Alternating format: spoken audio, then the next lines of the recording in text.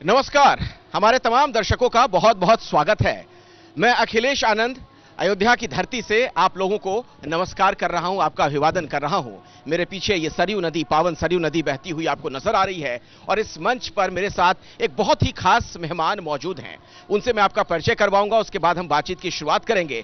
दरअसल अयोध्या की अगर बात की जाए तो ये जो रामलला की भूमि है, ऐसा लग रहा है कि मानो हर तरफ उत्सव है, हर तरफ आप उमंग का माहौल देख रहे हैं, उल्लास है। करोड़ों की संख्या में राम भक्त लगातार यहां पर आ रहे हैं।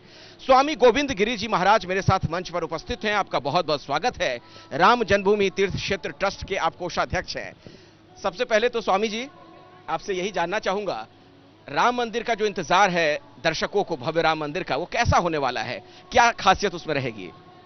भगवान श्री राम के मंदिर तो देश में सर्वत्र है, विदेशों में भी है, लेकिन जितने भी मंदिर हैं उन मंदिरों में सबसे महत्वपूर्ण मंदिर ये इसलिए हो जाता है कि राम जी के मंदिर असंख्य होने पर भी जन्मभूमि पर निर्माण होने वाला मंदिर ये एकमात्र मंदिर है।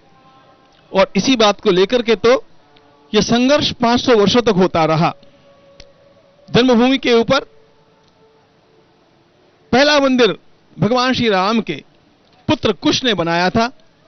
वह मंदिर कालांतर में जब सरयू के बहाव के कारण क्षतिग्रस्त हो गया, तब राजा विक्रमादित्य ने उस मंदिर का निर्माण किया, जिसका बाद में चल करके और बाबर के कुछ लोगों ने विध्वंस कर दिया था। अब यह जो मंदिर निर्माण हो रहा है, इस मंदिर में असंख्य लोगों की आस्थाएं जुड़ी है।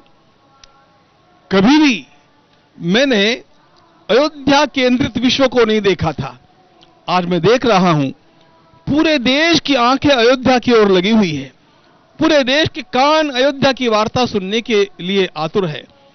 और बात तो हम देश की करते हैं, लेकिन विश्व में जहां जहां भगवान श्री राम के भक्त है और जहां जहां सनातन का कोई भी व्यक्ति है, वह पूरे विश्व से इधर ही अपने नेत्रों को लगाए बैठा हुआ है। तो सभी का केंद्र आज अयोध्या का यह एक अत्यंत विलक्षण उत्सव बन गया है। स्वामी जी देखिए, एक बात यह है कि धर्म अपनी जगह है, आस्था अपनी जगह है, लेकिन अर्थ का भी बड़ा महत्व होता है किसी भी चीज के लिए। और आप जिस विभाग को हेड कर रहे हैं, आप कोषाध्यक्ष हैं, जरा मुझे ये बताइए, आर्थिक लिहाज से राम मंदिर का निर्माण कैसे हो रहा है, कितना खर्च आ रहा है? क्या आप लोगों ने जो सोचा था इसके बारे में उसी के इर्द गिर्द खर्च हो रहा है, या आपको लग रहा है कि और ज्यादा भव्यता के लिहाज से खर्च करने की आवश्यकता थी? राम जी के मंदिर के निर्माण के बारे में जब भी हमने सोचा है, तो एक बात व्यक्तिगत रूप से मैंने और हमारे पूरे सब साथियों ने भी यही सोची कि हमें इसमें किसी प्रकार की कोताही नहीं बरतनी है, कंजूसी से काम नहीं लेना है।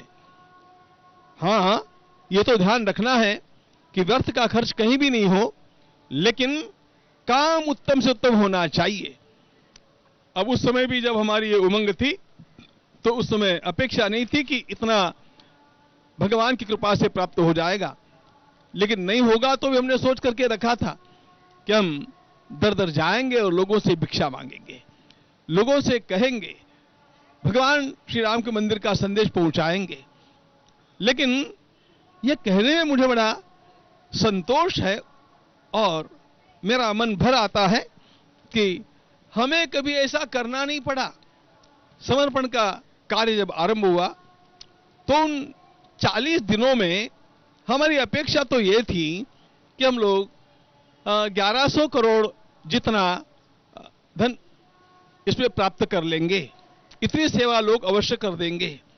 लेकिन वारे भारत की राम भक्ति लोगों ने हमारी अपेक्षा से 3 गुना अधिक हम लोगों को दिया। हम लोगों को विश्वास के साथ दिया, श्रद्धा के साथ दिया, और उसके पश्चात भी लगातार वो प्रवाह बना ही रहा। अच्छा, आप वेद के प्रकांड विद्वान हैं, वेद समर्पित जीवन आपने जिया है। ये जो प्राण प्रतिष्ठा का कार्यक्रम होने वाला है, उस दौरान क्या कुछ होगा? मतलब क्या कुछ खास मंत्रोच्चार वगैरह होना है, या फिर दर्शन करने का तरीका क्या होगा प्राण प्रतिष्ठा के दौरान? ऐसा है, ज्योतिषियों के माध्यम से जो मुहूर्त निकाला गया, वह 22 जनवरी का है। 17 जनवरी को भगवान श्री राम अपने निर्माण स्थल से मंदिर तक पहुंचेंगे और 18 के प्रातःकाल से सारे पूजा विधानों का आरंभ होगा। वैसे मैं आपको एक बात बता दूं, ये पूजा विधान की जो बात, अनुष्ठानों की जो बात है ना, 5 अगस्त को जिस दिन भूमि पूजन और कार्यारंभ हुआ था, उससे 108 दिन पहले से यहां पर निरंतर अखंड अनुष्ठान चले हैं और तब से वो आज तक भी चले ही है। और अब दिनांक 18 से यहां पर जो विधान आरंभ होगा, उसमें काशी के अत्यंत श्रेष्ठ याज्ञिक सम्राट पंडित लक्ष्मीकांत जी दीक्षित आचार्य के रूप में रहेंगे और पंडित प्रवर श्रद्धेय गणेश्वर शास्त्री द्रविड़ उनके साथ सहयोग और निरीक्षण भी करते रहेंगे। 125 पंडितों की टोली उनके साथ रहेगी और ये पूरा समूह अलग अलग प्रकार के कार्य करता रहेगा। इस बारे में प्रधानमंत्री जी से भी आप लोगों की कुछ बातचीत हुई है? नरेंद्र मोदी जी से भी विधि विधान पूजा पाठ को लेकर? बिल्कुल हुई है और उनकी एक विशेषता है, वो हर एक बात को बारीकी से देखना चाहते हैं, क्या क्या होगा उन्होंने पूछा और ये सारा हम लोगों ने उनको बताया। फिर उन्होंने कहा मुझे क्या करना है, तो उस प्रकार से उन नियमों का पालन भी वे स्वयं कर रहे हैं। वे स्वयं अभी जप भी कर रहे हैं, उपवास भी कर रहे हैं और कुछ यम नियमों का अनुष्ठानों का पालन भी कर रहे हैं। ये सब करके वे स्वयं अपने को सिद्ध करेंगे। जैसे भगवान श्री राम की प्रतिमा को योग्य बनाने के लिए उसका संस्कार चला है, उसी प्रकार हमारे प्रधानमंत्री महोदय भी अपने को उसके लिए योग्य बनाने हेतु अनुष्ठान कर रहे हैं। स्वामी जी, ये जो मंदिर बन रहा है, राम मंदिर, ये करोड़ों जो राम भक्त हैं उनकी आस्था का प्रतीक है। मतलब पता नहीं कब से भक्तगण इसका इंतजार कर रहे थे, ये सपने के साकार होने जैसा है। तो मंदिर के बारे में थोड़ा सा ये भी बताइए कि वहां क्या विधि विधान की व्यवस्था की जा रही है, कितने पुजारी होंगे, क्या उनके लिए कुछ खास ट्रेनिंग दी जा रही है, कहां के होंगे, कुछ इस तरह की भी चीजें की जा रही हैं?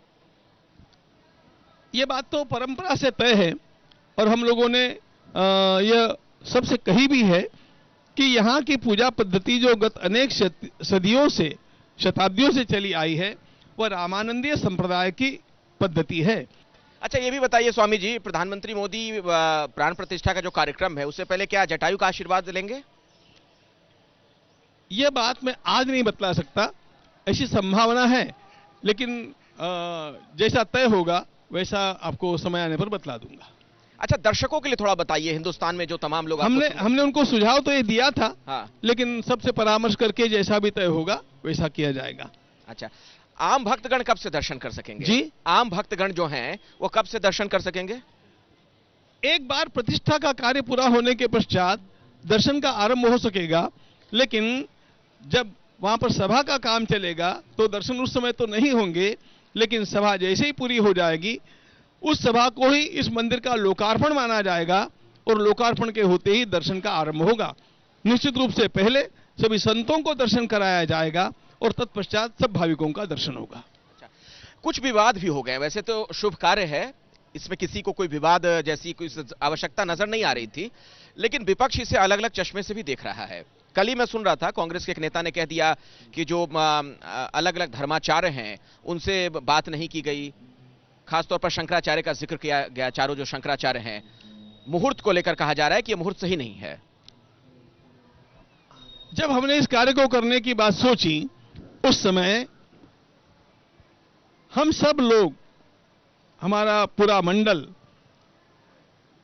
कांची कामकोटि पीठ के पूज्य शंकराचार्य विजेंद्र सरस्वती जी महाराज के पास गया।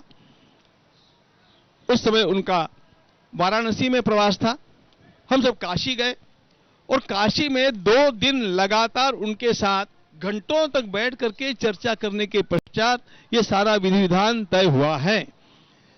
कभी कभी मेरे मन में एक विचार भी आता है कि इस प्रकार की आपत्ति उठाने वाले शंकराचार्यों को यह भी सोचना चाहिए कि जब राम जन्मभूमि का आंदोलन चला था उस समय ये सब लोग कहां थे?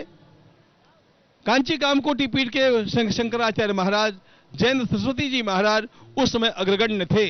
उडुपी पीठ के हमारे मध्व पीठाधीश जगतगुरु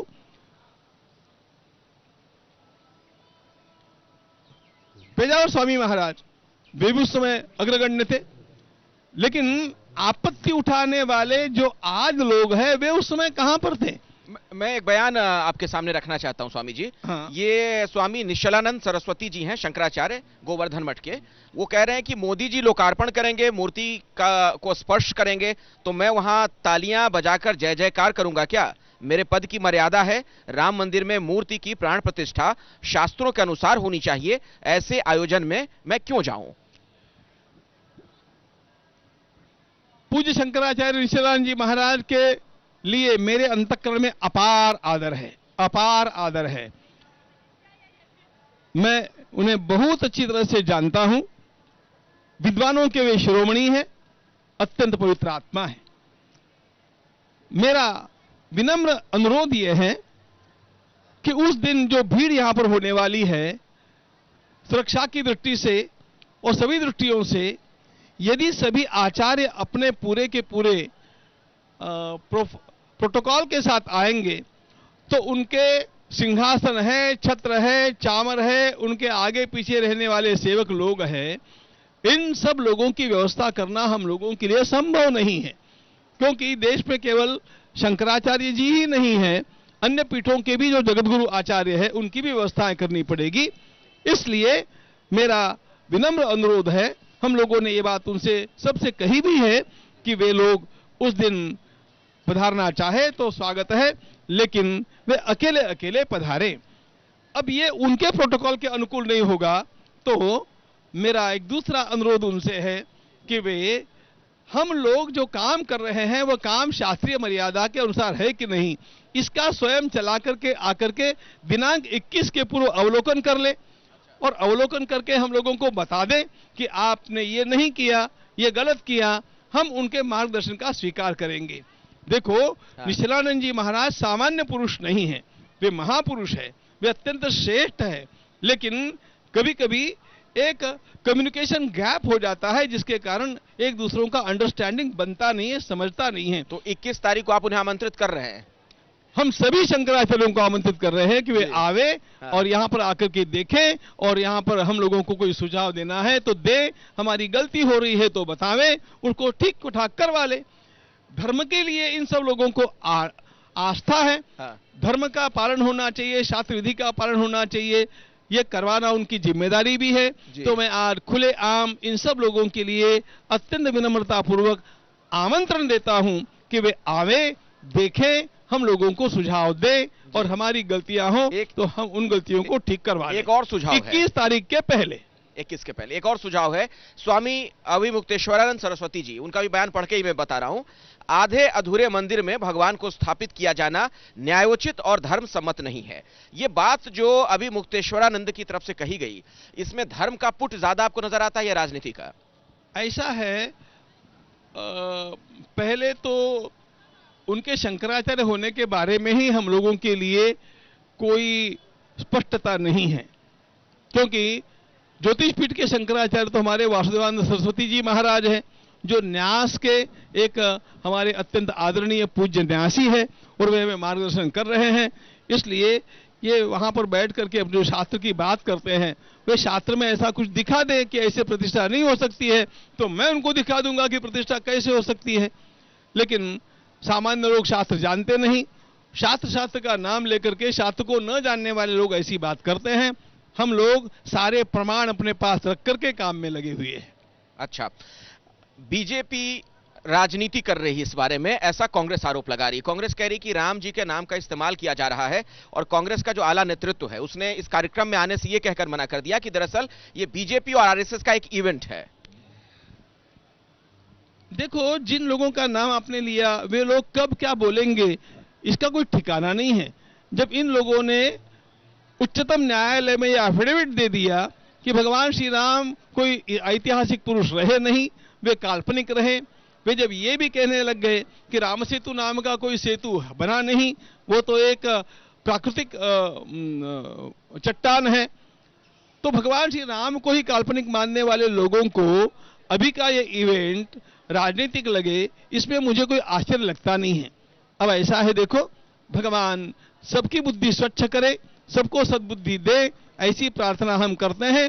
हम किसी के विरोधी नहीं हैं, हम किसी की आलोचना करना चाहते भी नहीं हैं, क्योंकि हमें तो हमारे राम जी ने और हमारे संतों ने यही सिखाया, सीए राममय सब जग जानी, करो प्रणाम जोर जुग पानी। भगवान करे इनको जल्दी सद्बुद्धि आ जाए। स्वामी जी, एक और बात कही जा रही है, चूंकि आप कोषाध्यक्ष हैं, इस लिहाज से आपसे मैं सवाल पूछ रहा हूं। तेजस्वी यादव का बयान आपने सुना होगा, एक जेडीयू के नेता, उनका भी बयान आपने सुना होगा। वो कह रहे हैं कि इतने करोड़ों रुपए मंदिर में लगाने की क्या आवश्यकता थी, इससे अस्पताल खोल दिए जाते, स्कूल खोल दिए जाते, इससे जनता की भलाई होती है। अस्पतालों और स्कूलों से जनता की भलाई होती ही है। मैं आपको दावे के साथ कहता हूं कि यदि राम जी के इस मंदिर के बनने के पश्चात और भी राम जी के नाम के अस्पताल और राम जी के नाम के स्कूल जितने लोग खोलेंगे, उतने लोगों को सब लोग चंदा देने को तैयार रहेंगे। ध्यान रखिएगा, श्रद्धा सबसे बड़ी बात है और इसलिए श्रद्धा बचनी चाहिए। श्रद्धा सबसे बड़ा काम कराती है। वंदे मातरम कहने में लोगों की श्रद्धा थी, इनकलाब जिंदाबाद कहने में सरदार भगत सिंह की श्रद्धा थी, इसलिए उन्होंने श्रद्धा से अपनी जान दे दी। 3 लाख लोग यहां पर श्रद्धा से गए हैं। इसलिए अस्पताल भी खुलने चाहिए, स्कूलें भी बननी चाहिए, लेकिन श्रद्धा सर्वोपरि है। उस श्रद्धा का संरक्षण होना चाहिए। राम जी की श्रद्धा जगेगी तो अपने आप स्कूल भी बनते जाएंगे। लेकिन स्वामी जी, जब इस तरीके के बयान नेता देते हैं तो क्या ये उनके लिए फेल्योर नहीं है? जो सत्ता में बैठे हैं वो स्कूलों की हालत ठीक क्यों नहीं कर पा रहे हैं? वो क्यों नहीं अस्पतालों की हालत ठीक कर पा रहे हैं, जिनके पास ये मंत्रालय है? तेजस्वी यादव तो खुद स्वास्थ्य मंत्री हैं बिहार के, और जब राम मंदिर का निर्माण हो रहा है तब अगर इस तरीके के बयान दिए जा रहे हैं, उससे उसकी तुलना की जा रही है, क्या भावार्थ निकाले, इसमें अर्थ क्या है? हम तो यही देखते हैं कि ये सब बातें देखो रोज की बातें हैं। राम मंदिर के प्रसंग में इन सब बातों का उल्लेख करने की आवश्यकता नहीं है। भगवान श्री राम का मंदिर ये सबका उत्सव है, सबको आनंद के साथ इस उत्सव को मनाना चाहिए और अपनी जो बचकानी बातें हैं उनको करने के लिए अपना पूरा जीवन पड़ा हुआ है। इलेक्शन के समय कीजिएगा, अभी तो आनंद मनाइए। एक आखिरी सवाल है, चूंकि आप वेद के परम ज्ञाता है, मुझे पता है ये, तो दर्शकों को और जो लोग खासतौर पर अभी नेगेटिव हो रहे हैं, जिनके अंदर नकारात्मक ऊर्जा का प्रवाह हो रहा है, उनको कुछ संदेश देना चाहेंगे? अवश्य। शास्त्र सम्मत अगर कुछ चौपाई सुनाई या कुछ भी आप सुनाना चाहें, मंत्रोच्चार वगैरह। अवश्य हम ये कहना चाहेंगे कि हमारी बुद्धि शुद्ध होकर के, और हम सबसे पहली बात यह है, व्यक्ति के ऊपर परिवार, परिवार के ऊपर समाज, समाज के ऊपर राष्ट्र, ये दृष्टि हमारी होनी चाहिए। हम अपनी जो पार्टियां हैं, अपने जो पक्ष है, उन पक्षों के ऊपर उठ करके राष्ट्र और संस्कृति का विचार करें।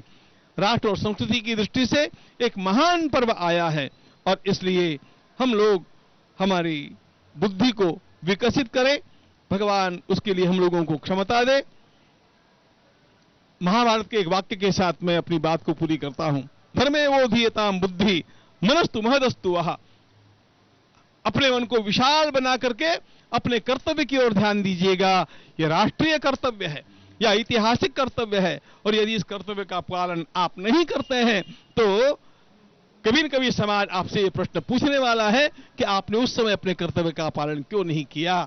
भगवान बुद्धि दे आपको कि आप इस महान कार्य में बड़े आनंद के साथ जुट जाए। यही मेरी आप सब लोगों के लिए सद्भावना है। बहुत बहुत धन्यवाद स्वामी जी, एबीपी न्यूज के मंच पर आने के लिए, तमाम बातें दर्शकों तक पहुंचाने के लिए। और हर किसी को 22 तारीख का इंतजार है, प्राण प्रतिष्ठा का जो कार्यक्रम है, भव्य राम मंदिर में लोग दर्शन करने के लिए पहुंचेंगे। धन्यवाद।